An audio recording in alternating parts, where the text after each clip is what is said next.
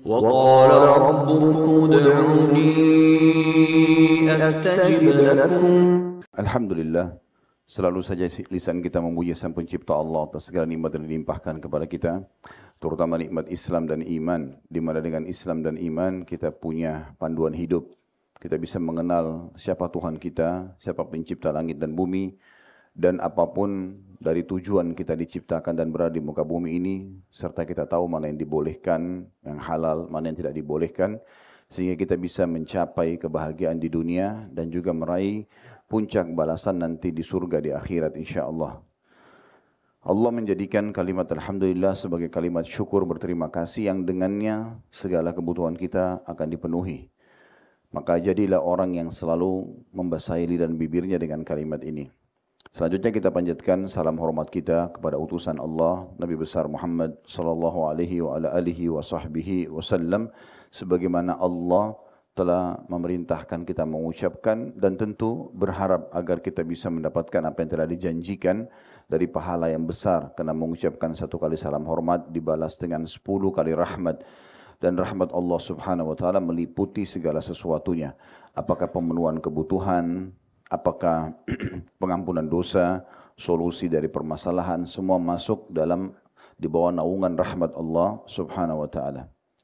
Baik teman-teman sekalian, karena ini adalah momentumnya Ramadan dan kajian rutin kita insyaAllah setiap bulannya untuk alumni Uhud bertepatan juga di bulan Ramadan, maka kita akan coba meraih dan membahas peluang-peluang emas di bulan Ramadan. Rasulullah SAW, saudaraku seiman, setiap kali tiba Ramadan, beliau seringkali mengucapkan sabdanya yang masyhur, Atakum Ramadan syahrun mubarak. Telah datang kepada kalian bulan Ramadan, bulan yang penuh dengan berkah. Maksudnya berkah adalah segala sesuatu di bulan Ramadan ini dicukupkan oleh Allah subhanahu wa ta'ala. Pada saat kita sahur dengan makan sedikit cukup bertahan. Begitu juga pada saat kita berbuka puasa. Waktu kita cukup panjang yang kita lalui dalam keseharian. Mulai dari pagi sampai menjelang maghrib. Karena kita tidak ada sarapan, tidak ada makan siang yang biasa menyita waktu kita sejam, 2 jam, 3 jam. Ya. Apalagi orang kadang-kadang cari makan siang jauh keluar. Maka cukup banyak waktu. Dan Allah subhanahu wa ta'ala berkahi. Kita bisa melakukan banyak aktivitas. Dan di bulan Ramadan ini juga, kata Nabi SAW, Iftaradallahu alaikum siyamah. Allah subhanahu wa ta'ala telah memerintahkan kalian untuk berpuasa di dalamnya. Jadi berpuasa di sini, teman-teman sekalian nanti akan kita paparkan insyaAllah, adalah sebuah ibadah yang tidak ada taranya. Tidak ada yang menyaingi pahala ibadah puasa yang sedang teman-teman lakukan ini. Bertahan sedikit, bersabar di jalan memerintahkan pada saat menjalankan perintah Allah Subhanahu wa taala untuk tidak makan, tidak minum, tidak berhubungan biologis dari mulai azan subuh sampai azan maghrib. Maka ini adalah ibadah yang paling besar pahalanya di sisi Allah Subhanahu wa taala. Sebagaimana dalam hadis yang masyhur, kata Nabi SAW, kullu amal ibn Adam lahu al-ashru, kullu amal ibn Adam lahu, semua amal ibadah anak Adam adalah miliknya. Lalu akan diberikan balasan ashru ila sab'mi'a di'fin, 10 kali lipat sampai 700 kali lipat. Yaqulullah azza wa jal, Allah yang maha tinggi, maha mulia dan maha tinggi berfirman, illa saum fa innahu li wa ana ajzi bihi.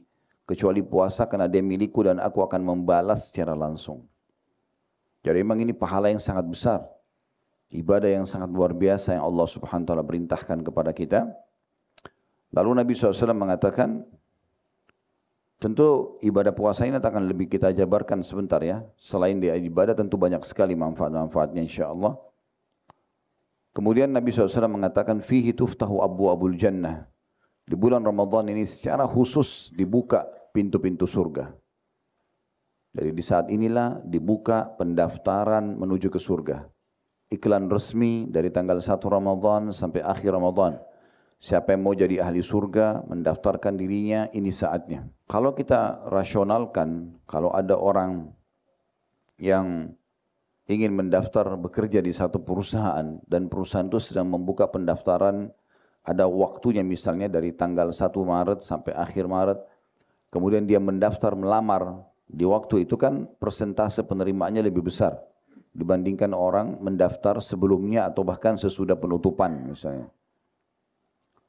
Jadi sebelum pembukaan pendaftaran atau sesudah ditutup pendaftaran tersebut. Maka kurang lebih seperti itu Ramadan. Karena memang seluruh muslim di muka bumi ini tidak terkecuali, semuanya tidak terkecuali, mereka akan mengikuti program Ramadan ini. Kita kemanapun di muka bumi di hari-hari sekarang ini, di Amerika, di Afrika, di Asia, di Eropa, di Australia, semua benua-benua ini, dan semua kota-kota dan desa kecil pun di mana ada muslim mereka akan sama melaksanakan ibadah puasa ini. Dan kita akan lihat semua perbuatan yang memang disebutkan dalam syariat Allah Subhanahu wa taala yang bisa membawa ke dalam surga, orang-orang pada bersaing sekarang. Puasa siang hari, lalu mereka bersedekah, mereka berzikir, membaca Al-Qur'an. Bahkan mungkin orang-orang yang belum pernah menyentuh Al-Qur'an pun di luar Ramadan sekarang membaca Al-Qur'an. Mungkin orang yang malas ibadah di Ramadan sekarang semangat untuk ibadah. Karena mayoritas muslim di muka bumi ini melakukan hal yang sama. Maka ini satu peluang yang luar biasa untuk masuk ke dalam surga. Dan surga adalah tempat abadi yang diimpikan oleh setiap orang. Tujuan utama kita atau tujuan setiap muslim dalam kehidupannya adalah memang surga. Jangan pernah teman-teman sekalian punya target selain surga. Targetnya adalah surga. Karena memang Allah Subhanahu wa taala menyuruh kita menuju ke surga itu, mengejar. Dalam surah Al-Imran surah nomor 3 133, "Wasari'u ila maghfiratin min rabbikum wa jannatin arduha as-samawati wal ardu iddat lil muttaqin." Bersegeralah kalian kepada pengampunan Tuhan kalian dan kejarlah surga yang surga itu luasnya seluas langit dan bumi, dijanjikan untuk orang-orang yang bertakwa. Jadi memang target kita adalah mengejar apa yang Allah janjikan itu. Makanya dalam Al-Quran, dalam banyak ayat-ayat Al-Quran, terutama di dua surah, Ar-Rahman dan juga Al-Waqi'ah setelahnya, itu dirincikan secara detail tentang apa yang ada di surga itu. Kebun-kebunnya, pelayan-pelayannya, pakaiannya, fasilitasnya luar biasa. Kita baca saja, sudah ingin masuk ke dalamnya. Bagaimana kalau kita melihatnya? Jadi ini luar biasa ini. Ya. Semua orang akan ke sana. Tujuannya. Orang yang tujuannya bukan ke surga, maka hidupnya tidak akan ada, ya, tidak ada kejelasan. Karena dia akan simpang siur antara perintah sama larangan. Tapi orang kalau tujuannya surga, dia akan menjauhi larangan, dia akan selalu sibuk dengan perintah-perintah Allah Subhanahu wa taala, sehingga akhirnya dia menjadi orang baik. Karena perintah Allah semuanya baik. Tidak ada yang tidak baik. Kita disuruh jujur, amanah, tanggung jawab, bakti sama orang tua, jenguk orang sakit, bersedekah, ya, semua perbuatan baik. Dan semua perbuatan buruk dilarang. Bohong, menipu, menggunjing, membunuh, memfitnah, mencuri. Jadi orang kalau bertakwa kepada Allah SWT, dia akan menuju, atau orang mengejar surga sebagai targetnya, dia akan menjadi orang baik. Karena memang semua diperintahkan agama itu baik-baik saja. Yang dilarang juga buruk-buruk saja. Kalau orang menjadi muslim yang sejati, pasti jadi baik. Lalu kata Nabi SAW, tentu hadis tentang surga ini banyak sekali. Kalau teman-teman ikuti di playlist YouTube kami, itu ada 30 lebih bab ya, tentang surga dan neraka. 30 lebih bab tentang surga, 30 bab lebih juga tentang neraka. Ya. Dan saya sarankan teman-teman untuk membeli bukunya. Bukunya mungkin sebesar buku ini, ya, buku juga yang kami sudah susun Dahsyatnya Ramadan. Dan ada buku seperti ini kurang lebih atau lebih tebal dari ini. Tidak seberapa harganya, itu ada 30 bab lebih tentang surga, 30 bab lebih tentang neraka. Judulnya Rasulullah SAW cerita tentang surga dan neraka. Kalau ingin sambil mendengarkan penjelasannya bisa ikuti playlist YouTube kami. Jadi tinggal beli bukunya, kemudian diikutin bab demi bab supaya kita terbuka wacana dan pikiran kita. Oh ternyata surga itu seperti ini yang saya dijanjikan. Oh ternyata neraka itu seperti ini yang saya diancamkan. Ya, karena orang akan termotivasi selalu mengejar surga dengan tahu apa yang dijanjikan di dalamnya. Bagaimana hadis Nabi SAW yang berbunyi, sesungguhnya orang yang paling rendah derajatnya di surga memiliki 10.000 pelayan. Yang setiap pelayannya itu memegang 2 nampan, dan ahli surga itu yang paling rendah di surga ini, itu akan menikmati dari awal nampan sampai akhir nampan dengan merasakan kenikmatan yang sama. Karena di surga kita tidak akan merasakan lagi kenyang. Kita juga tidak akan merasakan lapar. Jadi orang makan bukan karena lapar, orang berhenti bukan karena kenyang. Jadi dia makan kapan dia mau, dia berhenti kapan dia mau. Hadis yang baru kami sampaikan tadi, bagaimana Nabi SAW mengatakan dia akan menikmati dari awal nampan sampai akhir nampan. 20.000 nampan, semuanya dari awal sampai akhir kenikmatannya sama. Dalam riwayat lain dikatakan, kata Nabi SAW, sungguh orang mukmin di surganya akan duduk di salah satu sudut dari surga itu tidak berpindah selama 70 tahun. Karena indahnya. Kemudian baru dia pindah menuju ke arah yang lain. Itu saking luar biasa nikmatnya. Salah satu sudutnya saja. Belum yang lainnya. Dalam riwayat yang lain juga disebutkan akan didatangkan nanti orang yang paling menderita di dunia. Dari lahir sampai dia meninggal miskin, susah hidupnya. Mungkin dia hidup di kolong-kolong jalanan atau jembatan, maaf. Namun dia ahli surga, azan, sholat, mengerjakan perintah, tinggalkan larangan, tapi orang susah. Kata Nabi SAW akan datangkan hari kiamat orang penghuni surga yang paling susah selama di dunia. Lalu dicelupkan satu celupan di surga lalu dikeluarkan kembali. Dicelupkan saya lalu dikeluarkan. Lalu ditanya, kamu pernah merasa menderita selama ini? Pernah enggak kamu susah selama ini? Maka dia menjawab mengatakan, demi Allah tidak pernah. Hilang semuanya penderitaan tersebut hanya dengan satu celupan di surga. Sebaliknya kata Nabi SAW, maka didatangkan orang yang paling besar nikmatnya di dunia, tapi dari ahli neraka. Mungkin dari lahir sudah di istana raja, karena orang tuanya raja. Sampai dia meninggal di istana raja. Tapi ahli neraka, tidak beriman kepada Allah SWT. Kata Nabi SAW datangkan lalu dicelupkan satu celupan di neraka lalu dikeluarkan. Dan ditanya setelah itu, pernah enggak kamu rasa kenikmatan selama ini? Maka dia mengatakan demi Allah tidak pernah. Hilang semua dengan satu celupan di neraka itu. Ya. Oleh karena itu para sahabat, para kaum salaf dulu, mereka selalu menjadikan hadis-hadis tentang surga, tentang neraka ini sebagai bahasan inti bagi mereka. Mereka selalu mengulang-ulanginya agar memotivasi mereka, terutama kalau ada amal-amal yang cukup besar seperti harus jihad di jalan Allah, berperang, meninggalkan keluarga, meninggalkan pekerjaan, menghadapi musuh, bisa terbunuh setiap saat, bisa cacat setiap saat. Jadi mereka membaca tentang, oh ternyata di surga ada bidadari, oh ternyata di surga ada istana, oh ternyata di surga ada ini dan itu. Hanya mereka termotivasi untuk mati syahid. Makanya Anas bin Nadhr radhiyallahu anhu, seorang sahabat yang tidak sempat hadir di perang Badar, lalu dia pada saat sahabat pulang dari perang Badar, mereka bercerita banyak hal. Bagaimana 314 orang mengalahkan 1.000 orang pasukan Quraisy. 314 dari kalangan sahabat mengalahkan 1.000 orang Quraisy. Di mana malaikat juga turun ikut serta dalam peperangan tersebut.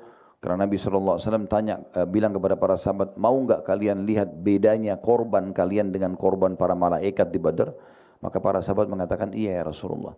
Kata Nabi SAW, kalau kalian temukan di jari-jari musuh, ya, jari-jari musuh terpotong 4-4-nya atau 5-5-nya, dan ada luka bakar, dan di leher mereka juga ada luka bakar, itulah korban para malaikat. Karena memang Allah memerintahkan seperti itu dalam Al-Quran diceritakan dalam surah Al-Anfal.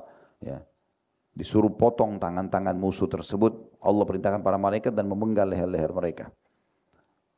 Lalu juga ada seorang sahabat mengatakan, ya Rasulullah, saya pada saat di perang Badar mengejar seorang Quraisy dan ingin menebas lehernya, tapi tiba-tiba sudah tertebas. Memang luar biasa kejadian Badar pada saat itu. Intinya teman-teman sekalian, Anas bin Nadhr ini pada saat dengar cerita itu semua dan banyak cerita-cerita yang lain, dia mengatakan, sungguh pertemuan pertama Rasulullah SAW dengan Quraisy aku tidak hadiri, maka kalau ada pertemuan lagi yang selanjutnya dengan Quraisy, maksudnya perang, aku akan perlihatkan kepada Allah yang terbaik. Subhanallah, perang Badar terjadi di bulan Ramadan di tahun 2 Hijriah. Seingat saya di 15 Ramadan. Setahun setelah itu, setahun sebulan kurang lebih, 16 Syawal tahun 3 Hijriah terjadi perang Uhud. Anas bin Nadhr hadir dalam peperangan tersebut. Mungkin teman-teman tidak asing, saya sempat singgung cerita beliau ini di lokasi perang Uhud. Ya. Pada saat itu saya ingatkan kembali, waktu tersebarnya berita dari Ibnu Qami'ah, seorang kafir Quraisy yang mengatakan dia telah membunuh Rasulullah SAW, tapi berita bohong. Para sahabat itu sempat putus asa karena mereka bingung, masih baru tahun 3 Hijriah, Nabi sudah meninggal, masih awal-awal Islam. Tapi ini berita bohong, tidak benar. Umar bin Khattab, Sa'ad bin Ubadah, Sa'ad bin Mu'ad, dan beberapa sahabat Nabi yang memang sangat perkasa pun, mereka saking terpukulnya dengan berita itu, mereka letakkan pedang mereka di kancah peperangan dan duduk di tanah. Mereka tidak tahu harus ambil keputusan apa. Karena kalau benar Nabi SAW meninggal, mereka kehilangan pemimpin di awal-awal Islam. Lewatlah Anas bin Nadhr ini radhiyallahu anhu di hadapan mereka, di hadapan Umar, di hadapan Sa'ad. Pada saat lewat, maka Umar mengatakan, mau kemana hai Anas? Lalu dia mengatakan, menuju ke surga. Menuju ke surga, bahasa dia begitu. Jadi mati ini untuk masuk ke surga. Ini yang sebenarnya sedang kita garis bawahi ya. Bahasa dia, menuju ke surga dalam riwayat, dan aku mencium bau surga di Uhud. Lalu kata Umar, bukankah Rasulullah SAW sudah terbunuh? Maka Anas bin Nadhr, kata Umar, mengucapkan kata-kata yang tidak pernah beliau lupa. Dia katakan tidak, kata-kata yang membuat kami semangat kembali. Dia mengatakan kalau memang Rasulullah, di Anas bin Nadhr berkata kepada Umar bin Khattab, kalau memang benar Rasulullah SAW terbunuh, maka bangunlah dan terbunuhlah bersamanya. Kata Umar, kami pun jadi semangat kembali mendengar, iya ya, kalau Nabi mati kenapa kita tidak mati bersamanya? Maka Umar mengatakan kami berusaha untuk mengejar Anas tapi kami tidak mampu.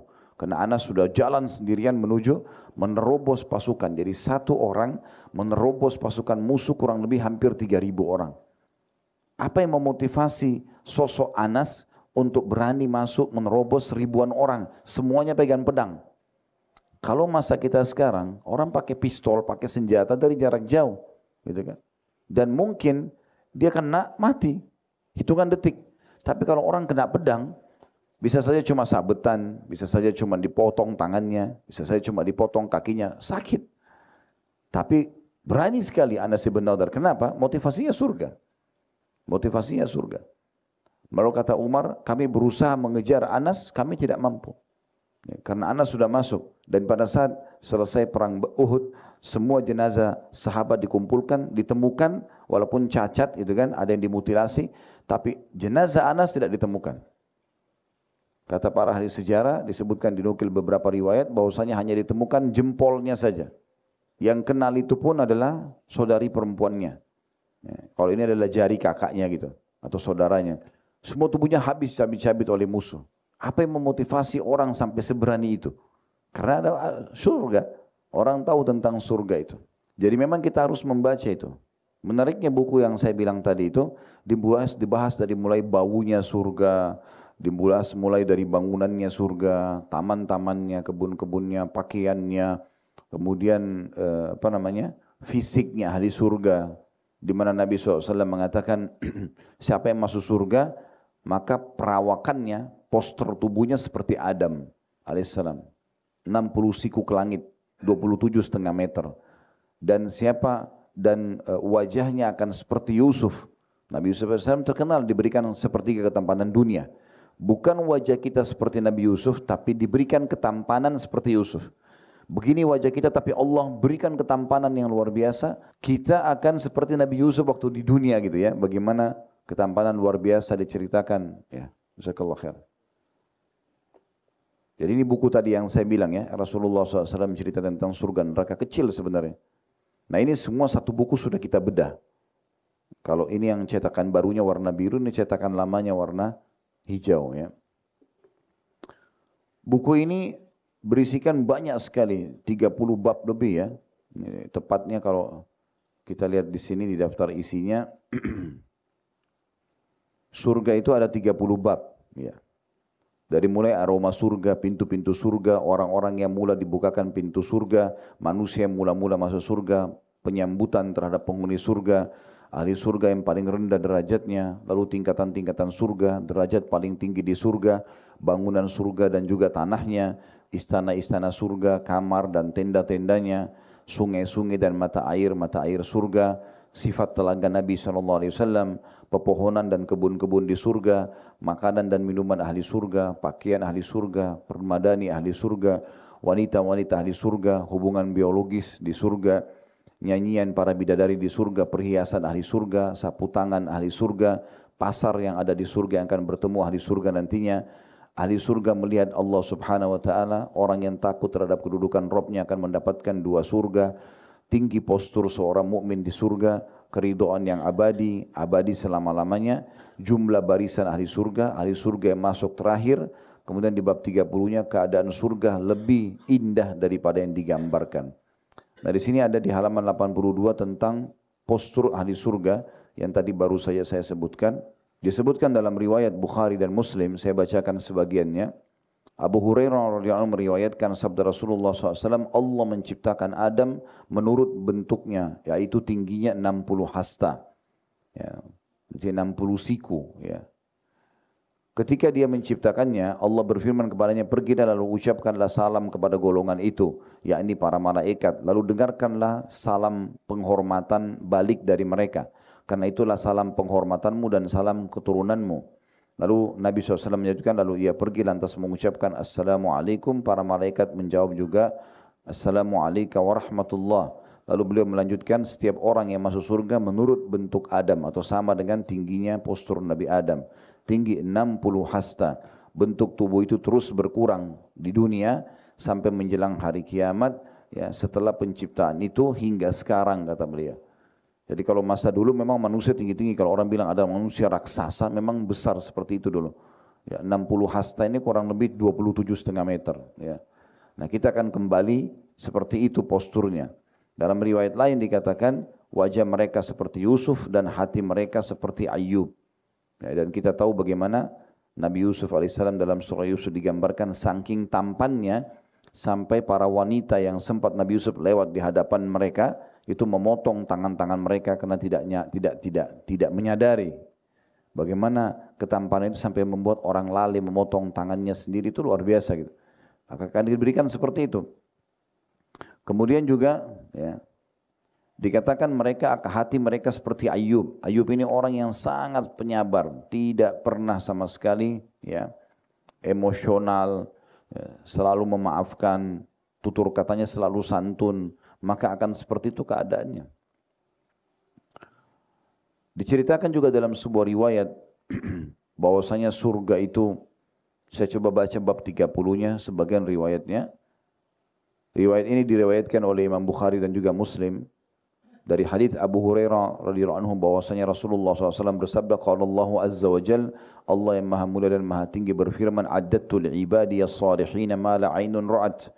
Aku telah menyiapkan untuk semua hamba-hambaku yang patuh dan saleh itu apa saja nanti di surga yang belum pernah mata lihat. Jadi Bapak Ibu coba bayangkan satu pemandangan yang pernah dilihat yang sangat indah. Misalnya kita ke satu pegunungan, lalu kita melihat pemandangan yang sangat luas, sangat indah. Apalah pemandangan yang indah ya dari ciptaan Allah Subhanahu wa taala ini. Maka itu di surga akan jauh lebih indah daripada itu. Semuanya yang di surga nanti belum pernah mata lihat. Wala udhunun sami'at, semua nanti akan didengar di sana, dari kicauan burung, dari suara-suara para pelayan bidadari dan bidadara itu belum pernah kita dengar seindah itu. Wala khatara ala qalbi bashar, tidak pernah terlintas di benak manusia. Apa saja di sana nanti tidak pernah terlintas. Memang tidak bisa kita bayangkan karena indahnya. Misdaq dzalika fi kitabillah, dan itu disebutkan dalam kitab Allah, yang maksudnya kitabullah maksudnya dalam Al-Quran, kata Nabi SAW, firman Allah, فَلَا تَعْلَمُ نَفْسٌ مَا أُخْفِيَ لَهُم مِّن قُرَّةِ أَعْيُنٍ جَزَاءً بِمَا كَانُوا يَعْمَلُونَ, dalam surah Sajdah ayat 17. Sesungguhnya kata Allah, jiwa-jiwa itu atau seseorang tidak mengetahui apa yang disembunyikan untuk mereka dari bermacam-macam nikmat yang menyedapkan pandangan mata sebagai balasan terhadap apa yang mereka kerjakan. Dalam sebuah riwayat Sahal bin Sa'ad As-Sa'idi radhiyallahu anhu, beliau mengatakan, tempat cemeti di surga itu lebih baik daripada dunia dan segala isinya. Tempat cemeti, tempat kita meletakkan, ya, anak-anak panah, ya, itu akan lebih baik kalau nanti kita miliki daripada dunia dan seluruh isinya. Itu hadis riwayat Bukhari. Hadis yang lain juga sama riwayat Bukhari. Abu Hurairah meriwayatkan sabda Rasulullah SAW, sungguh tali busur salah seorang dari kalian di surga lebih baik daripada segala yang diterbiti dan diterbenami oleh matahari. Itu sangat nikmat dan sangat luar biasa gitu. Anas meriwayatkan sabda Rasulullah SAW dalam hadis Tabarani dengan sanad yang kuat, dan ini dinyatakan oleh Al-Hafidh Ibnu Hajar dalam Fathul Bari. Riwayat ini diangkat. Kata Nabi SAW, ahli surga yang paling rendah derajatnya memiliki atau akan dilayani oleh 10.000 pelayan. Tangan masing-masing mereka membawa 2 piring, 2 nampan. Yang satu terbuat dari emas, yang satu terbuat dari perak. Dan dia akan menikmati makanan tersebut ya, dari awal sampai akhir tanpa ada ya, rasa kenyang. Ya. Karena memang di surga orang tidak akan merasakan ya, kenyang. Jadi Bapak Ibu berhenti makan bukan karena kenyang, tapi karena memang mau pindah ke makanan lain. Dalam riwayat lain juga disebutkan tentang orang yang paling rendah ya, di surga. Saya bacakan ini, karena memang hadis tentang Ramadan menyebutkan tentang ini ya, dibukanya pintu-pintu surga. Jadi kita perlu fahami pintu surga seperti apa. Maksudnya kenapa harus surga yang dijanjikan. Dan di saat ini pendaftaran lagi dibuka. Inilah peluang-peluang emas yang harus kita fahami di Ramadan. Sebuah riwayat, ini riwayat Bukhari dan juga Muslim, Abu Hurairah mengatakan, para sahabat pernah bertanya, wahai Rasulullah, apakah kami akan melihat Rabb kami nanti pada hari kiamat? Apakah kami akan melihat Allah nanti hari kiamat? Beliau menjawab, apakah kalian kesulitan melihat bulan purnama yang tidak terhalang oleh awan? Kalau di pertengahan bulan yang biasa teman-teman puasa Iyamul Bid itu, 13, 14, 15 biasanya bulan purnama kan. Kalau bulannya lagi tidak tertutup dengan awan, apakah sulit melihat bulan itu? Maka para sahabat mengatakan, tentu tidak wahai Rasulullah. Maka Nabi SAW mengatakan, apakah kalian kesulitan melihat matahari yang tidak terhalang oleh awan? Mereka menjawab, tidak. Maka Nabi SAW bersabda, seperti itu pula kalian akan melihat Tuhan kalian. Manusia dikumpulkan, dari nanti kita akan melihat Allah di hari kiamat. Cuma bedanya, di mahsyar nanti, Bapak Ibu hanya melihat cahaya yang sangat terang. Semua dijelaskan dalam sebuah riwayat yang lain ya. Kalian akan melihat Tuhan kalian pertama kali di mahsyar dalam bentuk ya, cahaya yang terang seperti bulan purnama. Dan kita pasti akan berbicara dengan Allah Subhanahu wa taala tanpa ada penterjemah. Kata Nabi SAW, kalian juga akan berbicara dengan Tuhan kalian tanpa ada penterjemah. Allah akan menanyakan, kenapa kau lakukan ini, kenapa kau tidak lakukan itu. Kemudian ya, nanti melihat Allah wujud aslinya itu di surga. Jadi ahli neraka tidak akan melihat Allah Subhanahu wa taala karena ini nikmat terbesar di surga. Nanti akan kita jelaskan itu, insyaallah. Lalu Nabi SAW mengatakan manusia akan dikumpulkan pada hari kiamat lalu diperintahkan siapa yang menyembah sesuatu maka ikutilah sesuatu itu. Siapa yang sembah pohon, sembah patung, sembah jin, Allah perintahkan disuruh ikuti. Mereka akan mengikuti apa yang mereka sembah selama ini di dunia. Kemudian di antara mereka ada yang mengikuti matahari, ada yang mengikuti bulan, ada yang mengikuti tagut atau semua sesembahan selain Allah. Dan tinggallah umat ini dan di dalamnya terdapat kaum munafiknya. Lalu Allah datang pada mereka seraya berfirman, Akulah Rabb kalian. Mereka mengatakan, kami tetap di sini hingga Rabb kami datang kepada kami. Ketika Rabb kami datang, kami akan mengenalnya. Lalu Allah datang kepada mereka seraya mengatakan, Akulah Rabb kalian. Mereka mengatakan, Engkaulah Rabb kami. Ya, karena ada bentuk cahaya yang terang seperti bulan purnama.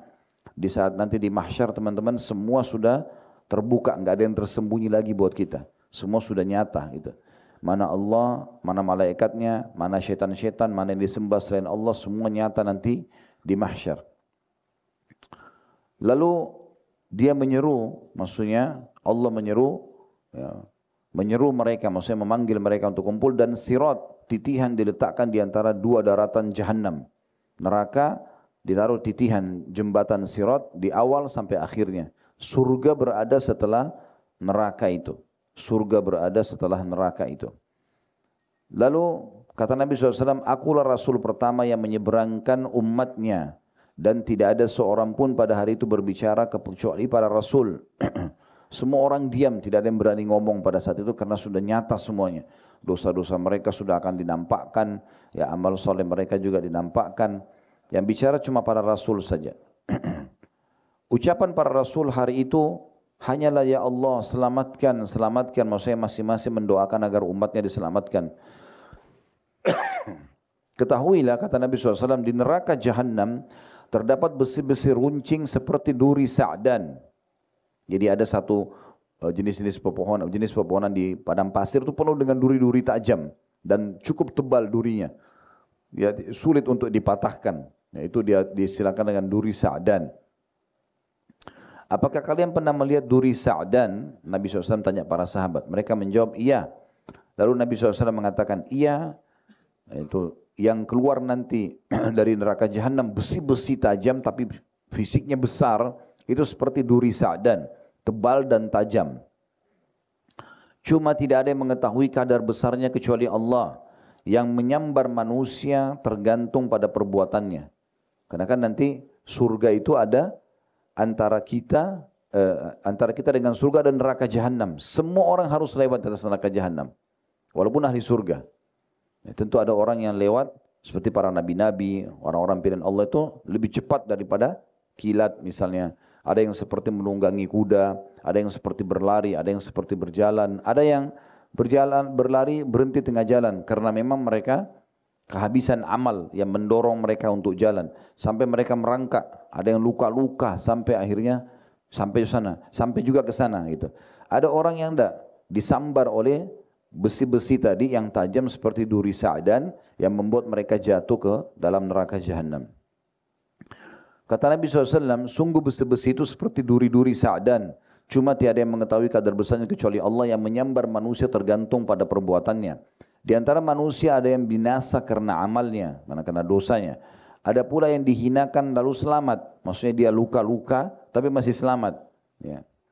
Hingga ketika Allah hendak memberi rahmat pada siapa yang dikehendakinya dari ahli neraka, maka Allah memerintahkan para malaikat agar mengeluarkan siapa saja yang menyembah Allah. Lalu para malaikat mengeluarkan mereka. Jadi nanti akan ada orang dari neraka dikeluarkan. Ini orang-orang yang beriman tapi masih banyak dosanya. Dikenal dengan usatul mu'minin. Ya. Lalu para malaikat mengeluarkan mereka dan mengenali mereka melalui lewat bekas sujud mereka. Jadi di wajah kita ini ada bekas sujud yang nanti Allah SWT akan membuat api neraka atau melarang api neraka untuk membakar bekas sujud seseorang. Yang menyentuh dahi, menyentuh hidung, kan ini tempat sujud ya. Kita sujud maka itu tidak akan pernah disentuh api neraka. Jadi diketahui oleh malaikat orang-orang ini dari bekas sujud mereka. Jadi walaupun orang sujud sekali itu sudah ada bekasnya. Apalagi kalau orang semasa hidupnya sujud. Ini kan orang-orang ahli neraka nih, berarti sujud mereka sangat sedikit. Tapi dikenali dari tempat bekas sujudnya. Karena Allah mengharamkan pada neraka untuk melahap bekas sujud. Akhirnya mereka dikeluarkan dari neraka dalam keadaan telah hangus terbakar. Lantas disiramkan kepada mereka air kehidupan. Kalau pernah dengar ini ada namanya nahrul hayat dalam hadis. Jadi nanti di depan surga itu Allah letakkan sungai-sungai khusus nanti digunakan untuk memandikan ahli neraka ini. Yang baru keluar karena mereka hangus badannya, maka dimandikan di situ ya. Kata Nabi SAW, lalu disiramkan kepada mereka air kehidupan itu, sehingga mereka tumbuh sebagaimana biji-bijian tumbuh di aliran air. Jadi nanti kita juga termasuk ahli surga, dalam beberapa riwayat dikatakan akan memercikkan air-air itu ke ahli surga. Dan mereka diistilahkan oleh ahli surga awalnya juhannamiyin, atau mantan ahli neraka. Lalu malaikat menegur mereka sambil mengatakan, bukan. Tapi mereka adalah utaqa'ur rahman. Mereka adalah orang-orang yang telah dibebaskan oleh zat yang maha pengasih. Maksudnya Allah subhanahu wa ta'ala. Kemudian Allah selesai mengadili di antara para hambanya dan masih ada satu orang yang berada di antara surga dan neraka.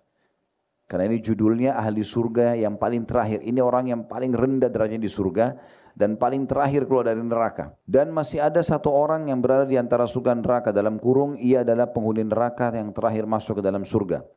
Ia menghadapkan mukanya ke arah neraka lalu mengatakan, wahai Rabb, palingkan wajahku dari neraka karena baunya menggangguku dan apinya membakarku. Ini orang terakhir yang keluar dari neraka dari ahli surga. Setelah dia ini semua di dalam neraka itu orang yang kekal. Maka Allah bertanya, apakah bila aku melakukannya, maksudnya mengalihkan wajahmu dari neraka sehingga kau tidak cium baunya, kau pun tidak lagi ya terbakar, kamu tidak minta selain itu? Ia menjawab, tidak demi keperkasaanmu.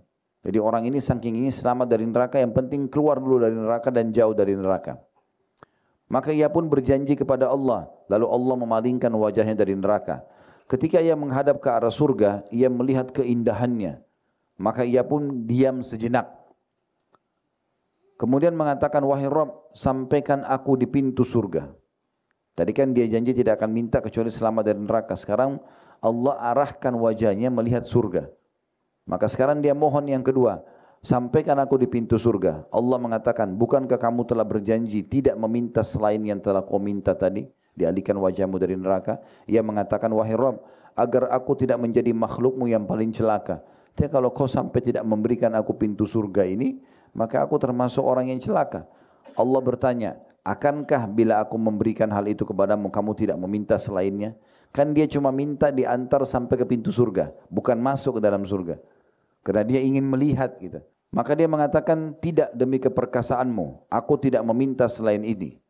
Lalu ia pun berjanji kepada Rabb-nya. Lalu Allah menyampaikannya di pintu surga. Ketika sampai di pintu surga, ia melihat keindahannya, berikut isinya, berupa kesenangan dan kegembiraan, maka ia diam sejenak. Lalu ia berkata lagi, wahai Rabb, masukkan aku ke dalam surga. Ini permintaan dia yang ketiga. Allah menjawab, kasihan engkau wahai manusia, betapa engkau ingkar janji. Bukankah engkau berjanji berkali-kali kepadaku untuk tidak meminta selain apa yang telah engkau minta? Ia mengatakan, wahai Rabb, jangan jadikan aku sebagai makhlukmu yang paling celaka. Maksudnya kalau tidak dikasih, maka ini kecelakaan besar. Kalau cuma sampai di depan pintu surga lalu tidak masuk di dalamnya. Maka Allah pun tertawa kepadanya. Dan ini memang itsbat ya, sifat Allah subhanahu wa ta'ala. Kemudian mengizinkannya masuk surga. Seraya mengatakan berangan-anganlah. Ketika dia masuk surga, Allah bilang, coba kau berangan-angan. Apa yang kau harapkan, tuangkan semua, munculkan semua. Ia pun berangan-angan. Hingga ketika terputus angan-angannya, dia berangan-angan apapun yang paling bagus. Istana, dayang-dayang, pakaian. Karena dia sudah lihat surga. Dalam beberapa riwayat lain, dia lihat penghuni surga. Yang sedang menikmati kebun-kebunnya, di dayang-dayangnya, segala macam gitu. Maka setelah dia berangan-angan semuanya, sudah habis, sudah putus angan-angannya, maka Allah mengatakan, itu untukmu. Yang kau angan-angani tadi kau akan dapat. Dan semisalnya bersamanya. Saya dobelkan lagi. Gitu kan kata Allah. Inilah orang yang terakhir dari ahli surga yang masuk ke dalam surga. Yang disebutkan di buku ini. Kalau riwayat-riwayat yang pernah kami dapatkan, maka dia pun pada saat ya meminta kepada Allah SWT masuk ke dalam surga, Allah mengatakan, apakah kau ridho kalau aku berikan kamu yang terbaik yang pernah yang dimiliki raja terkaya dunia? Raja terkaya dunia Nabi Sulaiman alaihissalam. Kamu ridho enggak kalau aku berikan, kata Allah? Karena maaf, di dalam riwayat begini, dia pada saat mau masuk ke dalam surga, dia diperlihatkan bagi dia surga sudah penuh. Maka dia pun mengatakan, ya Allah, sudah penuh. Di mana tempatku gitu? Maka Allah mengatakan, apakah kamu ridho kalau aku berikan kepadamu di dalam surga seperti yang dimiliki oleh raja terkayanya dunia? Nabi Sulaiman alaihissalam. Maka dia mengatakan, tentu wahai Rabbku. Allah mengatakan, dan aku akan berikan kamu dobelnya. Dia mengatakan, aku ridho wahai Tuhanku. Allah mengatakan, aku akan berikan lagi kamu dobelnya. Terus begitu, sampai 10 kali lipat. Maka saking gembiranya orang ini, dia mengatakan, ya Allah, engkau hambaku dan aku Tuhanmu. Dibalik sama dia. Dan Nabi SAW waktu itu tertawa sampai urat leher beliau terlihat. Dan ini orang yang paling rendah derajatnya di surga. Dalam beberapa riwayat yang disebutkan, dia pada saat masuk ke dalam surga, dia nikmati istananya, dia nikmati ya semua fasilitasnya, lalu dia menganggap dirinya orang yang paling tinggi derajatnya di surga. Padahal ini orang yang paling rendah. Nah, ini orang yang paling rendah. Kalau teman-teman memaksimalkan seperti Ramadan ini ya, dengan ibadah kepada Allah SWT, memaksimalkan masa training kita di sini. Pokoknya lakukan apa saja, bahkan yang mungkin belum pernah kita lakukan sebelumnya. Kalau sudah pernah kita lakukan, tingkatkan kualitas dan kuantitasnya. Seperti sedekah, keluarkan lebih banyak lagi. Baca Quran lebih banyak lagi. Ya. Sholat lebih khusyuk lagi. Gitu. Ya, lebih banyak kita kerjakan. Maka ini semua akan sangat luar biasa membantu kita melewati sirat dan juga membantu kita untuk derajat kita di surga. Nah, ini bulan Ramadan luar biasa dan ini Ramadan adalah bulan training di mana teman-teman dilatih oleh Allah Subhanahu wa taala untuk menjadi ahli surga. Inilah ahli surga begini. Ya puasa di siang hari, ya sibuk baca Quran, sibuk bersedekah, sibuk di majlis ilmu, sibuk berbuat kebaikan. Jauhi dosa-dosa. Di Ramadan ini kalau ada orang mau buat dosa atau orang tidak puasa atau apa, orang ditegur. Gitu kan? Jadi begitulah ahli surga. Harapannya adalah supaya setelah Ramadan 11 bulan ke depan kita terapkan dalam kehidupan. Dan nanti ya, Ramadan akan datang kita tingkatkan lagi kualitasnya begitu terus sampai kita bertemu dengan Allah dalam kondisi ya, kita mendapatkan pahala maksimal. Ingat teman-teman sekalian ya, bahwasanya kita kalau masuk surga itu kita abadi ya. Tidak ada lagi ya, kita dikeluarkan dari surga misalnya. Coba pertemukan dengan kedudukan kita di dunia. Semua yang kita miliki dunia ini sementara ya. Sementara semua. Rumah, pakaian, kendaraan, jabatan, semua sementara. Setiap saat bisa kalau kita meninggal dibagi menjadi warisan. Bukan milik kita. Enggak ada pakaian yang kita bawa ke kuburan, tidak ada uang yang kita bawa ke kuburan, tidak ada mobil, kendaraan, tidak ada rumah, semuanya dibagi. Tapi di surga nanti kepemilikannya abadi. Sekali kita dikasih istana itu milik kita selamanya. Enggak ada transaksi jual beli di sana, sudah milik kita. Makanya Allah selalu ikutkan dengan kalimat khalidina fiha. Setelah menyebutkan surga, Allah mengatakan kekal di dalamnya, kekal di dalamnya. Dalam sebuah riwayat lain disebutkan akan nanti pada saat ahli surga masuk ke surga, neraka masuk ke neraka, Allah suruh sok-sok malaikat memanggil, wahai ahli surga, mereka semua melihat ke arah suara itu. Wahai ahli neraka, mereka semua lihat ke suara itu. Dan mereka khawatir pada saat itu, ahli surga khawatir jangan sampai ada keputusan mereka keluar dari surga, atau ahli neraka khawatir mereka tambah disiksa, gitu kan. Lalu mereka melihat, kemudian pada saat itu malaikat yang sedang menyerukan itu mendatangkan seekor domba, sosok seperti domba, kematian yang dijelmakan seperti domba. Lalu kemudian malaikat ini mengatakan, apakah kalian tahu ini? Ahli surga mengatakan iya, itu adalah maut. Lalu ditanya ahli neraka, kalian tahu ini? Mereka mengatakan iya, itu adalah maut atau kematian. Lalu kemudian disembelihlah domba tersebut. Lalu penyeru malaikat itu mengatakan, ketahuilah hai ahli surga, hiduplah selamanya. Kalian tidak akan pernah mati setelah hari ini, dan akhir penghuni neraka tersiksalah kalian karena tidak ada ya kematian setelah hari ini. Jadi artinya tidak ada mati lagi. Yang membuat orang khawatirkan kematian. Ya, oh kalau saya mati hilang semua nih. Ya, gitu. Di surga tidak ada kematian. Kepemilikan abadi milik kita itu luar biasa tuh, kenikmatan yang luar biasa. Ya. Kemudian teman-teman sekalian juga di surga yang perlu kita garis bawahi adalah ada sebuah hadis yang saya ingin sekali sampaikan tentang fasilitas yang Allah berikan di surga. Ya, ini dia riwayatnya di halaman 32 ya. Hadis Ibnu Umar radhiyallahu anhu, dan hadis ini diriwayatkan oleh Ibnu Abdi Dunya dan juga At-Tabarani. Ibnu Umar menceritakan Rasulullah SAW pernah ditanya tentang surga, maka beliau menjawab, siapa yang masuk surga? Ini janji pertamanya ya, dan ini hadis yang sahih. Maka ia hidup di dalamnya dan tidak akan pernah mati. Ya. Yang kedua, ia mendapatkan kenikmatan dalamnya dan tidak akan pernah menderita. Yang ketiga, pakaiannya tidak akan usang dan masa mudanya. Yang keempat, dan masa mudanya tak akan pernah habis. Karena kita di sana tidak akan tua.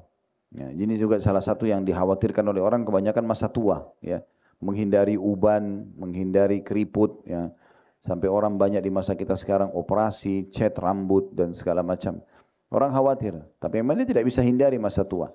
Di surga tidak akan pernah habis masa muda, maksudnya tidak akan menjadi tua gitu. Lalu beliau ditanya, wahai Rasulullah, apakah bangunan surga itu? Beliau menjawab, batu bata dari emas dan batu bata dari perak. Lumpurnya adalah kasturi, tanahnya adalah za'faran atau jenis wangi-wangian. Dan kerikilnya dari intan dan yakut. Intan dan yakut, jenis permata yang sangat mahal. Ya.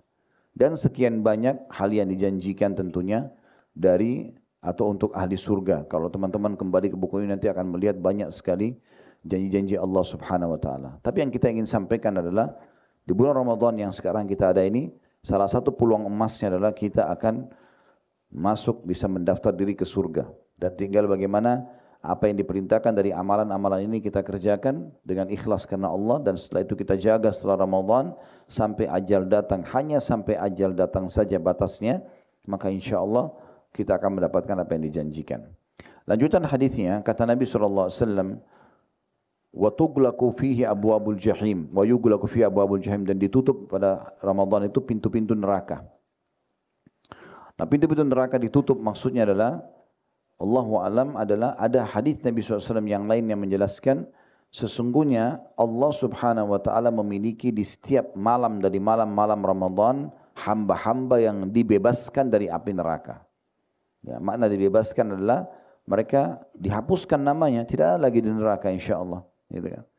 Nah, ini di Ramadan terjadi. Kita bagaimana meminta kepada Allah Subhanahu wa taala agar ya diselamatkan dari api neraka. Mungkin sedikit saya kasih gambaran ya tentang neraka ini luar biasa ya, supaya kita punya gambaran sebagaimana surga tadi.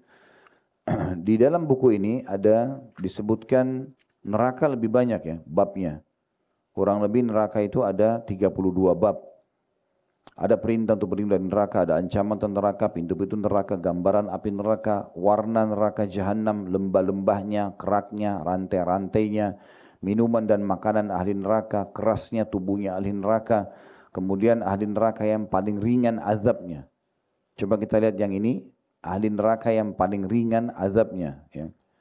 Disebutkan dalam sebuah hadis yang sahih riwayat Bukhari dan Muslim, An-Nu'man ibn Bashir radhiyallahu anhu, Nu'man sahabat, Bashir ayahnya sahabat, kita mengatakan radhiyallahu anhuma, mengatakan aku mendengarkan Rasulullah SAW bersabda, Inna ahwana ahlin nari azaban yawmal qiyamati la rajulun tuda'u fi akhmasi qadamaihi jamratun yagli minha dimaguh.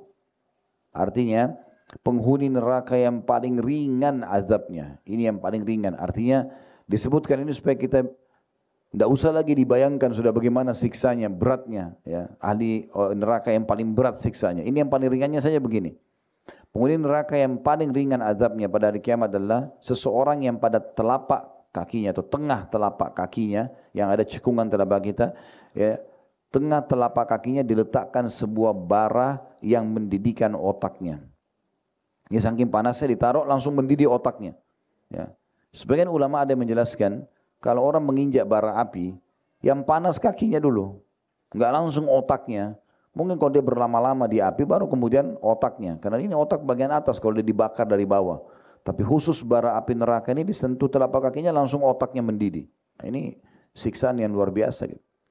Dalam riwayat yang lain Abu Sa'id al-Khudri radhiyallahu anhu disebutkan oleh diriwayatkan oleh Imam Muslim, kata Nabi SAW, Inna adna ahlin nari azaban yanta'ilu bina'laini min narin yagli dimaguhu min hararatin alaihi. Sesungguhnya ahli neraka yang paling rendah siksanya adalah yang dipakaikan sepasang sandal dari api neraka yang membuat otaknya mendidih karena panasnya kedua sandal tersebut. Ini berat sekali ya. Dan pada saat itu kita mau teriak, mau menangis, tidak ada gunanya.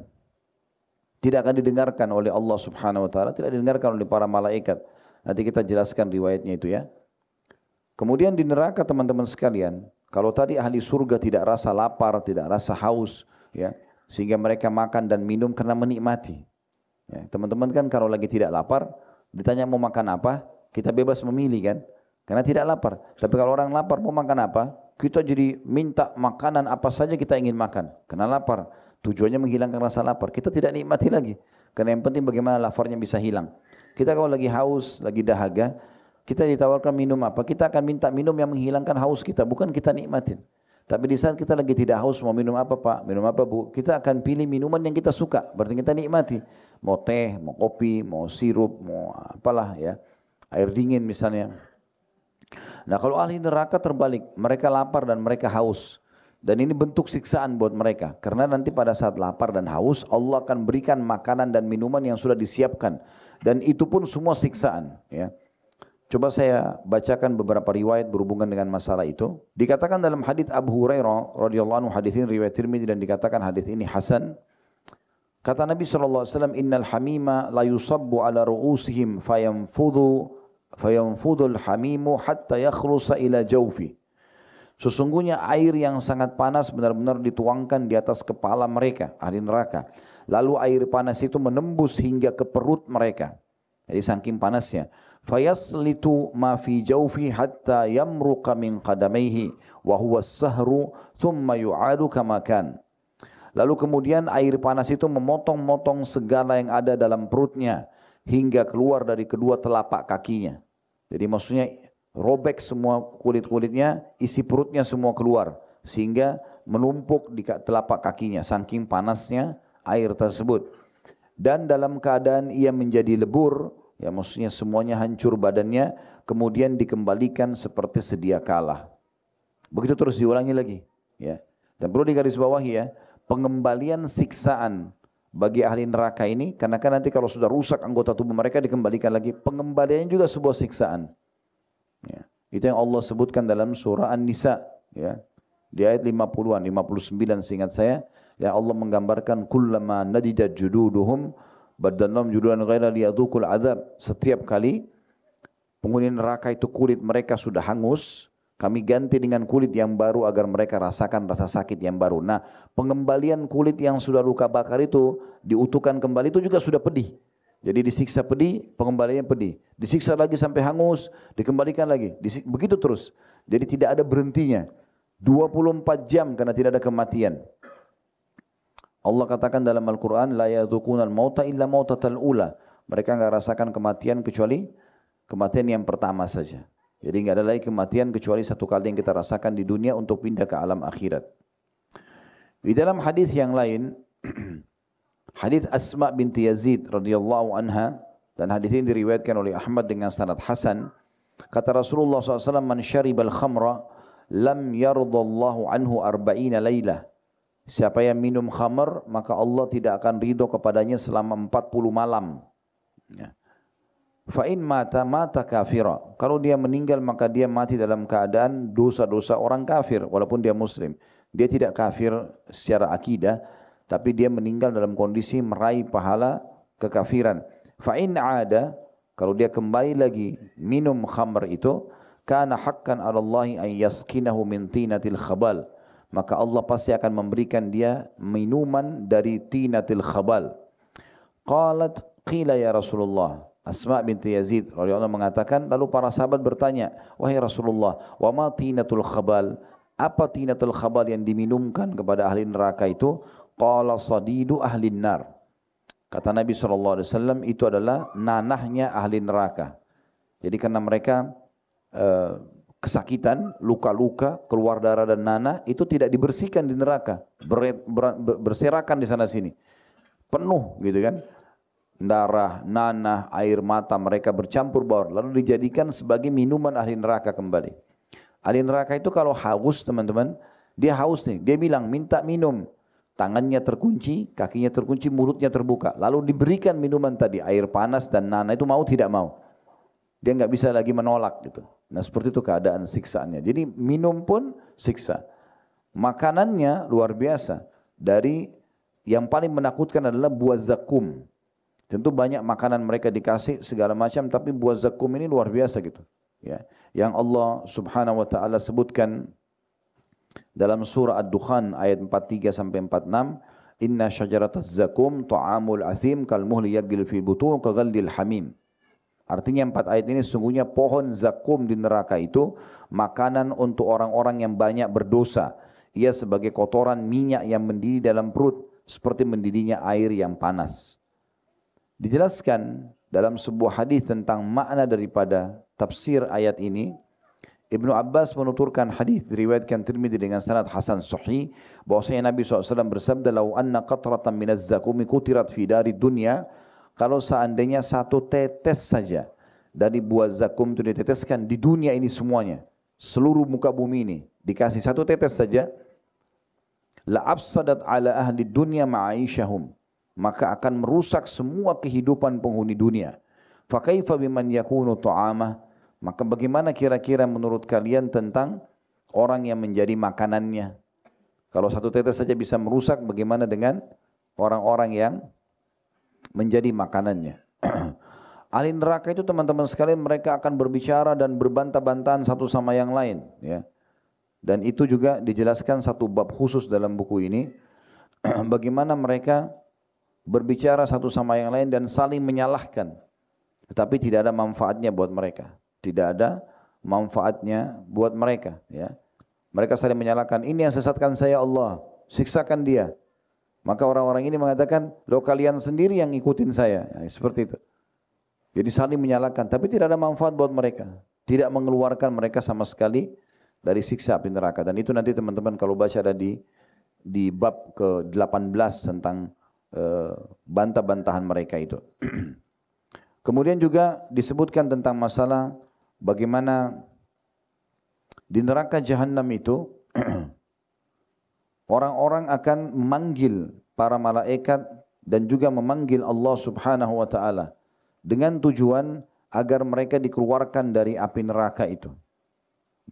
Dikatakan dalam sebuah riwayat karena mereka sudah sangat kepanasan, mereka tersiksa, maka mereka panggil ya ahli neraka. Mereka panggil para penjaga ahli neraka, para malaikat. Namun malaikat tersebut tidak menjawab mereka. Ya. Selama 40 tahun tidak dijawab sama sekali. Ya. Kemudian karena mereka jadi tolong minta kepada Allah ringankan kami siksa sehari saja, tapi tidak dijawab. Lalu kemudian mereka memanggil Tuhan mereka Allah, ya, agar Allah meringankan azab buat mereka. Tapi Allah tidak jawab mereka seumur dunia. Allah tidak jawab. Jadi selama itu pun berapa miliar umurnya dunia ini, berapa miliar tahun, begitulah Allah tidak jawab mereka. Setelah itu pun Allah menjawab mereka sambil mengatakan ikhsa'u fiha wa la tukallimun dalam surah Al-Mu'minun, ya.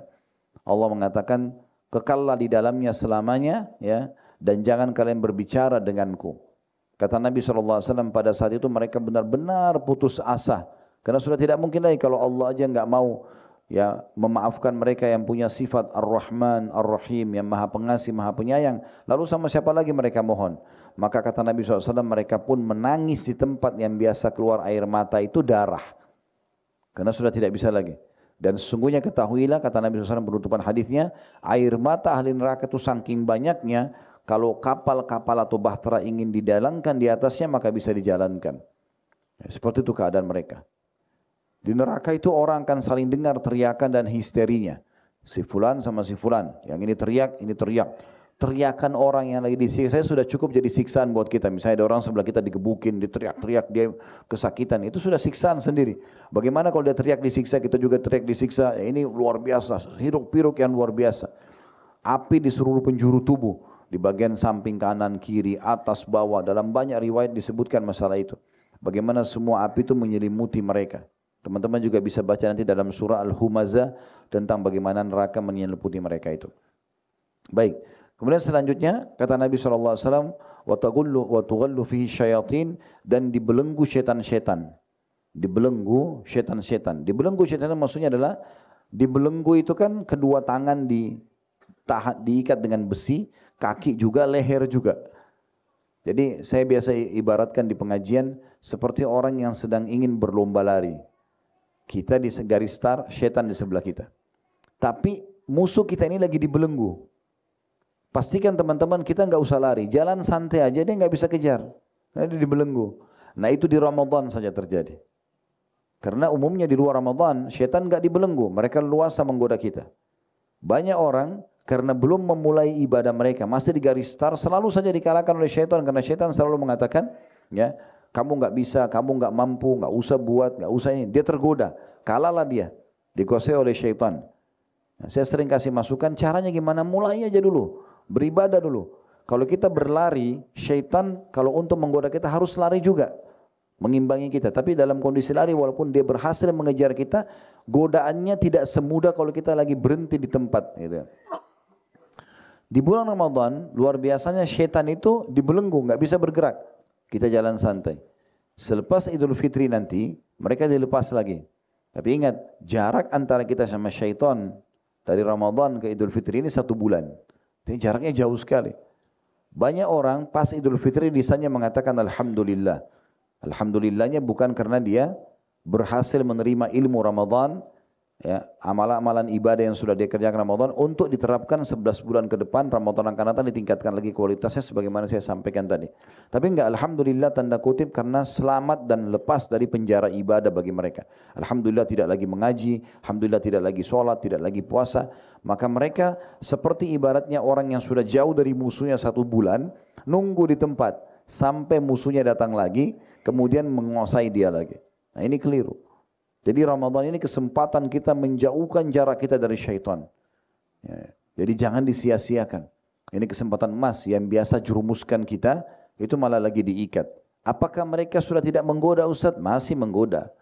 Kata Nabi SAW dalam riwayat lain, mereka tidak leluasa menggoda seleluasa di luar Ramadan. Lalu penutupan hadisnya kata Nabi SAW, fihi lailatul khairu min alfi syahr, dan di bulan Ramadan ada ya, malam lebih baik daripada 1000 bulan. Itulah Lailatul Qadar. Kita tahu memang di akhir Ramadan, berada di malam-malam ganjil cuma 1 malam saja. Tetapi perlu digarisbawahi teman-teman, kalau orang tidak memulai dari garis start dengan baik-baik ya di awal Ramadan, maka juga dia akan sulit mendapatkan itu di akhir Ramadan. Mirip begini, bagaimana caranya mendapatkan hadis Nabi SAW, siapa yang di akhir hidupnya la ilaha illallah masuk surga. Ini teman-teman kata ulama, hanya akan didapatkan orang yang selama hidupnya memang mengaplikasikan la ilaha illallah, benar-benar tidak pernah minta kepada selain Allah, benar-benar patuh kepada Allah. Nah di akhir hidupnya ditutup dengan kalimat la ilaha illallah. Kalau orang berharap, sudahlah saya sekarang maksiat aja, nanti di akhir hidup saya baru saya la ilaha illallah, itu tidak sempat dia mengucapkan. Nah mirip dengan masalah ini. Lailatul Qadar itu akan didapatkan bagi orang yang memang dari awal Ramadan memang dia sudah mengejar itu. Makanya para ulama salaf mereka semangat sekali untuk beribadah dari awal Ramadan. Ya, mereka nikmati, maka Allah berikan taufiknya pun di malam-malam ganjil. Saran saya, apapun yang Bapak Ibu ingin beli untuk persiapan lebaran nanti dari sekarang, di awal-awal Ramadan. Kalau perlu sebelum Ramadan sebenarnya, tapi karena kita sudah masuk Ramadan ya. Jangan beli di 10 terakhir Ramadan. Ini malam-malam i'tikaf, malam-malam ibadah, malam-malam mengikat diri untuk mendekatkan diri kepada Allah SWT. Dikatakan dalam riwayat Nabi SAW kalau sudah tiba 10 terakhir Ramadan, beliau lebih mengeraskan ikatan sarungnya, maksudnya lebih giat beribadah dan juga membangunkan para istrinya untuk bangun sholat bersama beliau atau bangun sholat malam. Nah malam ini 1000 bulan sama dengan 83 tahun plus 3 bulan sekian, kurang lebih. Ya, saya kemarin coba hitung pakai kalkulator 1000 bulan dibagi 12 dalam 1 tahun 12 bulan kurang lebih 83 tahun plus 3,33 sekian, artinya 3 bulan atau 3,5 bulan gitu. Artinya teman-teman sekalian kalau kita dapat Lailatul Qadar di malam-malam ganjil bisa 21, 23, 25, 27, 29 walaupun mayoritas terjadi di malam-malam 27. Tetapi teman-teman sekalian, ya, kalau kita intinya melewati itu dan Allah mudahkan kasih taufik kita bisa mengerjakan ibadah di situ, apapun yang kita kerjakan pahalanya sama dengan 1000 bulan atau 83 tahun plus 3 bulan sekian tadi. Kalau kita bilang subhanallah pas Lailatul Qadar sama dengan subhanallah 1000 bulan. Sedekah, baca Quran, sholat malam, apa saja yang kita lakukan di malam itu, maka pahalanya lebih baik daripada atau sama dengan 1000 bulan. Lebih baik malah. Khairu min alfi syahr, maksudnya lebih baik daripada 1000 bulan. Makanya kata Nabi SAW, man haruma khaira fakat harum. Siapa yang terharamkan dari kebaikannya, maka telah terharamkan dari semua kebaikan. Nah ini luar biasa ini. Ya. Baik, ada beberapa peluang-peluang emas teman-teman. Sebagai penutup, silakan kalau ada mau bertanya setelah ini. Yang jangan luput dari kita. Jangan luput dari kita. Ya. Yang pertama, lipat gandakan pahala-pahala puasa kita dengan cara membuka puasakan orang lain. Lipat gandakan ini dan jangan main-main soal ini, jangan dianggap oh iya saya sudah tahu, enggak, coba seriusin dan lakukan hal yang maksimal di situ. Karena kata Nabi SAW, siapa yang membuka puasakan orang lain, dia akan dapat pahala orang yang dibuka puasakan tanpa mengurangi sedikit pun dari pahala orang yang dibuka puasakan itu. Kalau kita dalam 1 bulan ini, Ramadan, misalnya anggap 30 hari Ramadan, berarti kita dapat 30 pahala puasa dari kita sendiri. Kalau kita puasa lengkap. Kalau kita ditanya, mau enggak mendapatkan 60 pahala puasa? Kan 30 hari ini, tapi dapat double. 90 pahala puasa, 120 pahala puasa, kelipatan 30, 150 pahala puasa, 180 pahala puasa, 210 pahala puasa, dan seterusnya, 240, 270, ya 300 pahala, maka tentu orang bilang mau. Bagaimana caranya? Buka puasakan orang saja. Ini peluang emas. Ya.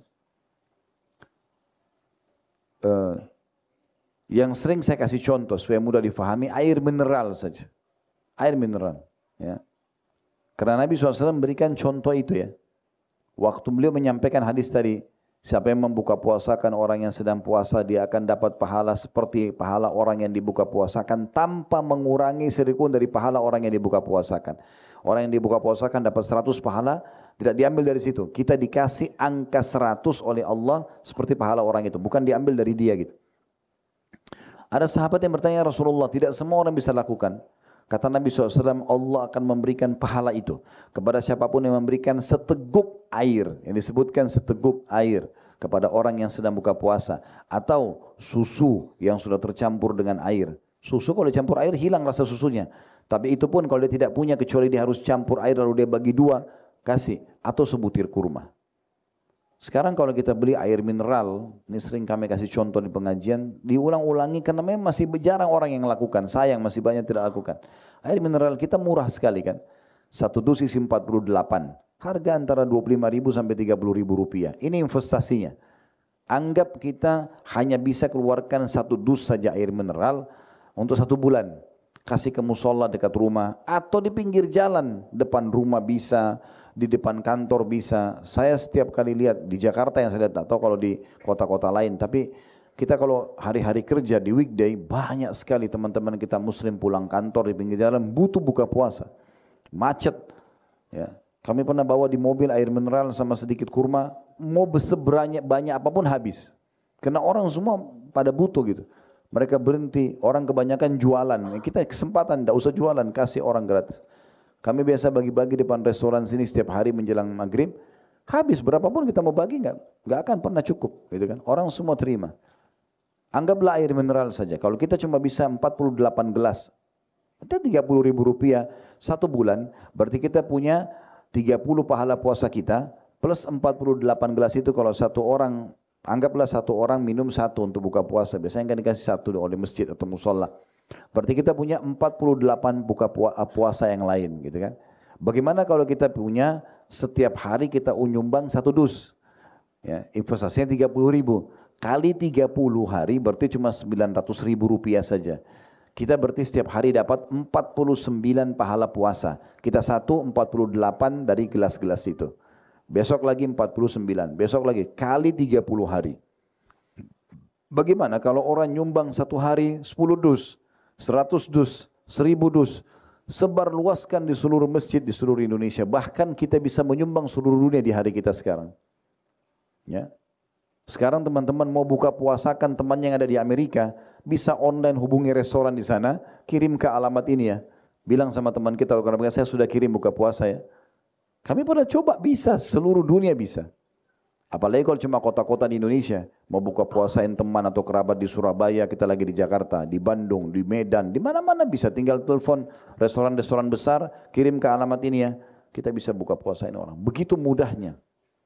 Di masa kini ini kemudahan yang luar biasa. Jangan disia-siakan ini. Ini peluang emas yang luar biasa. Pelipat gandaan pahala di situ. Nah, yang kedua, jangan sia-siakan ya pengampunan dosa yang ada di bulan Ramadan. Ingat syaratnya sederhana. Kata Nabi SAW, siapa yang puasa Ramadan karena keimanan, yakin perintah Allah, bukan karena tidak enak sama lingkungan, tidak enak sama pasangan, enggak enak sama teman-teman ya. Memang karena tahu keimanan dan mengharapkan pahalanya dibersihkan dosa-dosanya yang lalu. Ini bulan pemutihan dosa. Supaya tidak ada lagi hukumannya. Dan kata Nabi SAW, orang yang taubat dari dosanya, maksudnya dibersihkan dosa-dosanya seperti orang yang tidak ada dosanya. Taubat membersihkan dosa-dosa yang lalu. Nah ini pembersihan dosa ini. Hanya dengan kita laluin puasa kita ini, tapi jangan karena testimoni saja, mau coba-coba puasa. Jangan karena seremoni, meramaikan saja, tidak. Memang benar-benar karena keimanan dan mengharapkan pahala. Maksudnya orang lihat, orang tahu atau tidak lihat, tidak tahu, tetap saya puasa. Nah itu karena Allah SWT. Maka ini penuhi syaratnya. Ini peluang emas yang kedua. Peluang emas yang ketiga. Ini bukan karena di Uhud, bukan. Tapi selama teman-teman punya kesempatan umroh di Ramadan. Gak usah lagi hitung-hitungan sama Allah ini. Ini sering kami ingatkan jemaah Uhud kan. Mudah-mudahan di travel lain juga sama. Teman-teman kalau dikeluarkan untuk di jalan Allah, apalagi untuk Allah, gak usah khawatir. Umroh, karena kata Nabi SAW, khusus umroh Ramadan, pahalanya haji, sama dengan haji. Jadi kita ibadah sunnah tapi dapat pahala ibadah wajib. Plus bersama Nabi. Kata Nabi SAW, umroh di Ramadan sama dengan haji bersamaku. Kerjakan ini. Saya sibuk sekali Ustaz. Baik, gak usah berlama-lama.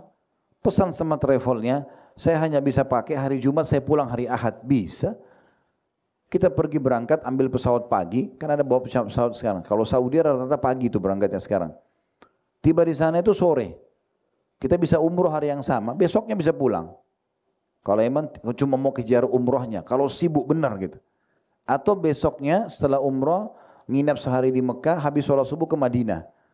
Nginap sehari Madinah, lusanya sudah pulang. Kan bisa saja kalau mau. Asal orang mau aja. Sayang sekali. Kalau Bapak Ibu mau tunggu Mekah itu kosong hanya untuk kita, nggak bakal terjadi sampai hari kiamat. Ya. Karena ada orang, kenapa nggak umroh? Oh kalau Ramadan rame banget. Ya pasti rame, orang semua kejar pahala. Terus kita mau tunggu Mekah kosong buat kita sendiri. Nggak bakal terjadi. Kan gitu. Kenapa nggak haji Bapak Ibu sekalian? Oh padat sekali. Ya memang, orang semua kejar pahala. Terus kita mau tunggu Arafah kosong buat kita sendiri. Nggak bakal terjadi. Sebab saya pernah begitu ngomong sama teman saya, orang Madinah kebetulan, sahabat dekat saya. Pas saya habis umroh, terus sambil ngobrol-ngobrol, terus saya bilang, akhi, antum sudah umroh? Dia bilang, Mekah ramai sekali. Terus saya bilang pada dia, akhi, kalau antum mau tunggu Mekah kosong, buat antum tidak akan kosong. Dari Madinah ke Mekah cuma naik mobil 4 jam. Sekarang ada kereta cepat ya. Bagi teman-teman yang sudah berangkat umroh di waktu dekat ini tahu kereta cepat berapa tahun terakhir ini. Cuma 2 jam 30 menit atau 35 menit kurang lebih sudah sampai Mekah. Orang bisa bolak-balik pada hari yang sama. Jangan sia-siakan ini peluang yang luar biasa nih. Ya. Jadi umroh teman-teman sekalian, mungkin tadi sempat diputarin ya, saya minta teman-teman tim putarin suasana umroh di sana supaya diingat, dilihat bagaimana kita buka puasa gitu kan, bagaimana kita juga punya peluang untuk buka puasain orang. Saya ajak teman-teman yang umroh sama kami Ramadan, ayo kita naik, kalau di Masjid Nabawi di pelatarannya, kalau di Masjid Haram di atas, karena di atas lebih mudah gitu ya. Kita naik ke atas lalu kita buat, kemarin kita buat kopi di termos, beli termos, buat teh, bagi-bagi kurma, beli biskuit, beli segala macam. Kita bebas bagi-bagiin. Kalau mau dapat tempat yang tidak diblok oleh orang, memang di bagian atasnya, bagian atas ya, di sutuh, di rooftopnya masjid. Nah, khusus untuk tahun ini, teman-teman kalau berminat, kami ada program itu ya, untuk buka puasain orang di pelataran haram. Ya itu sudah kami buat flyernya. Saya tadi kemarin minta teman-teman share di grup alumni. Saya tidak tahu sudah masuk atau belum. Yang peluang emas untuk buka puasain orang di Masjidil Haram. Nah, cuman bedanya kalau di Masjidil Haram, kalau di Masjidil Haram itu kalau di pelataran dan dalam masjid kita hanya boleh disilakan dengan wajibatul jaffa, makanan kering. Makanan kering maksudnya itu mereka adalah yang dikemas kayak biskuit kurma, kayak kurmanya dikemas, yogurt yang tertutup, roti kering, ya, jus atau air, nah itu yang bisa. Kalau mau kasih makanan padat, seperti tahun lalu kami sempat menerima bantuan, ini kemarin alhamdulillah di masjid, kita sudah pakai gelasnya pun gelas Uhud, ya, untuk gelas kopinya. Nanti teman-teman yang umroh sama kami akan ikut di sufrah ini, sufrah itu plastik yang besar yang kita buka. Bisa ikut dan bisa ikut kalau mau ikut bagiin, gitu kan. Supaya kita bisa rasakan suasana di sana dan kita bisa dapat buka puasain orang di haram gitu ya. Nah ini membuka puasakan orang ini peluang emas sekali. Nah kalau mau ikut, lagi tidak umrah pun bisa ikut partisipasi dengan tentu ada transfer uang ke rekening yang akan Bapak Ibu dapatkan insya Allah. Nah ini salah satu peluang. Nah kalaupun bukan di Masjidil Haram, ini di Masjid Haram alhamdulillah Anda tentu kenal ya Masjid Haram lokasi. Tapi ini memang kegiatan kami mulai dari awal Ramadan ini sampai insya Allah akhir Ramadan. Tahun lalu kami punya wajibat sakhinah namanya, atau buka puasa yang basah. Nah nasi sama ayam sama ini, tapi itu kurang lebih jaraknya 1 kilometer dari Masjid Haram di pelataran. Itu juga ada cuplikan nanti yang mungkin tadi teman-teman sempat lihat ya, bagaimana ada tanah-tanah kosong dekat Masjid Haram, Ini salah satu contoh restoran yang jual paket buka puasa. Nasi ini atau ayam dan segala macam. Ini waktu kami beli paket-paketnya dibungkus seperti itu. Kemudian kita bagikan di pelataran, bukan pelataran, kurang lebih jaraknya 1 kilometer dari Masjidil Haram. Bisa jalan kaki ke Masjidil Haram sebenarnya. Tapi intinya teman-teman sekalian, membuka puasakan orang tidak harus di Masjid Haram, tapi kalau mau ini ada peluangnya. Di sini yang kita maksudkan adalah jangan disia-siakan. Yang terakhir teman-teman, jangan sia-siakan doa. Ya, jangan sia-siakan doa kita. Kita berdoa kepada Allah SWT karena ini memang waktu mustajab doa. Kata Nabi SAW, "Thalathatun la turaddu da'watuhum", 3 orang yang tidak akan ditolak doanya. Yang pertama sekali, as-saimu hatta yuftir. Orang yang berpuasa sampai buka puasa. Jadi mulai sahur tadi sampai buka puasa Bapak Ibu bisa berdoa. Dan ini doa mustajab. Luar biasa nih, dari pagi sampai malam begitu panjangnya waktu kita mustajab doa. Kalau di hari-hari selain bulan puasa kan, atau selain puasa kita antara azan dan iqamah sepertiga malam ya. Ini enggak, sepanjang kita puasa ini sampai kita buka puasa, dari mulai sahur, dari mulai azan subuh sampai azan maghrib itu doa mustajab. Kata Nabi SAW, 3 doa tidak akan ditolak. Yang pertama itu orang puasa sampai buka puasa. Baru yang kedua, al-imamun adil, pemimpin yang adil. Baru kemudian yang ketiga, da'watul madlum, doa orang yang terzalimi. Tapi yang pertama, doa orang yang puasa. Jadi jangan sia-siakan, jangan cuma duduk, nongkrong, diam, zikir, baca doa. Berdoa apa saja. Dan saya tutup dengan kata-kata saya ini, kalau teman-teman bilang, saya mau berdoa apa Ustaz? Toh badan sehat, harta ada, pekerjaan ada, pasangan ada, anak-anak ada, semua nikmat ada. Ingat, berdoa minta agar dipertahankan nikmat lebih afdal daripada musibah ada, masalah ada baru kita minta solusi. Jadi Bapak Ibu bilang, ya Allah pertahankan kesehatanku. Lebih besar pahalanya dibandingkan kita sakit baru bilang, ya Allah sembuhin saya. Makanya kata Nabi SAW, kenali Tuhan kalian pada saat kalian lagi lapang, lagi sehat berdoa, lagi kaya berdoa gitu kan. Maka dia akan mengenali kalian di saat kalian lagi sempit. Jadi kalau mau nanti kalau ada musibah, ada cobaan, kita segera dapat solusinya, justru berdoa di saat kita lagi lapang. Itu pentingnya. Itu pentingnya teman-teman sekalian. Ya. Jadi jangan sia-siakan peluang-peluang emas ini di masa Ramadan. Semoga insya Allah Allah Subhanahu Wa Taala terima puasa kita, seluruh amal-amal kita, dan juga Allah mudahkan panjangkan umur kita dalam ketaatan. Nanti diberikan umur yang maksimal insya Allah bisa mendapatkan Ramadan yang akan datang berulang-ulang. Dan semoga Allah maafkan semua kesalahan kita, kesalahan kedua orang tua dan seluruh orang-orang yang kita kenali dan kita sayangi, dan muslimin dan muslimat, mukminin dan mukminat yang hidup dan juga yang sudah meninggal. Dan semoga Allah satukan kita semua di surga firdausnya tanpa hisab. Allahumma amin. Semoga apa yang kita bahas hari ini bermanfaat tentunya. Kalau ada benar dari Allah, kalau ada salah dari saya mohon dimaafkan. Subhanakallahumma bihamdika asyhadu an la ilaha illa anta astaghfiruka wa atubu ilaik. Wassalamualaikum warahmatullahi wabarakatuh.